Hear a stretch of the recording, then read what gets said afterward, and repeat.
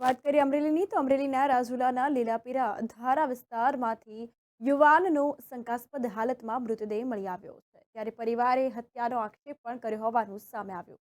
હાલ ઘણી જગ્યાએ અવારનવાર મૃતદેહ મળી આવતા હોય છે, અનેક ઘટનાઓ સામે આવતી હોય છે ત્યારે ખુલાસો પોલીસ દ્વારા કરવામાં આવી રહ્યો છે ત્યારે એવી જ એક ઘટના અમરેલીથી સામે આવી છે। જી હા, વાત કરીએ અમરેલીની તો અમરેલી જિલ્લાના રાજુલાના લીલાપીર ધારા વિસ્તારમાં રહેતા રમેશભાઈ વેગડ નામના 35 વર્ષીય વ્યક્તિનો શંકાસ્પદ હાલતમાં મૃતદેહ મળી આવ્યો છે।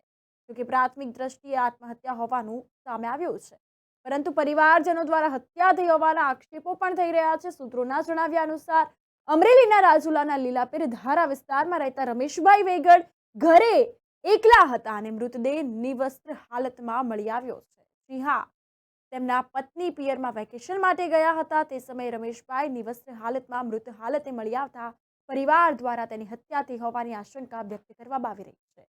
હાલે રમેશભાઈના મૃતદેહને ભાવનગરની સટી હોસ્પિટલ ખાતે ખસેડવામાં આવ્યો હતો, જ્યાં તેના પરિવારે મૃતદેહને સ્વીકારવાનો સ્પષ્ટ ઇનકાર કર્યો છે।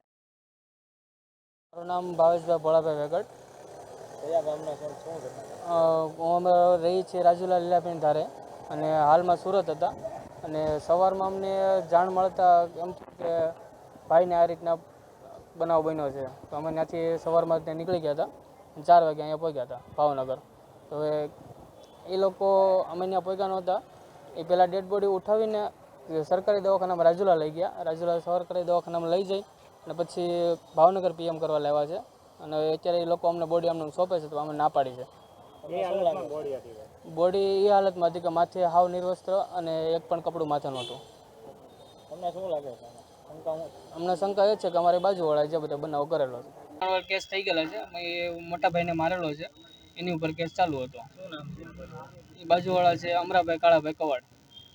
એ લોકો પહેલા 6 મહિનાની જે તરકાટો કાઢી નાખી।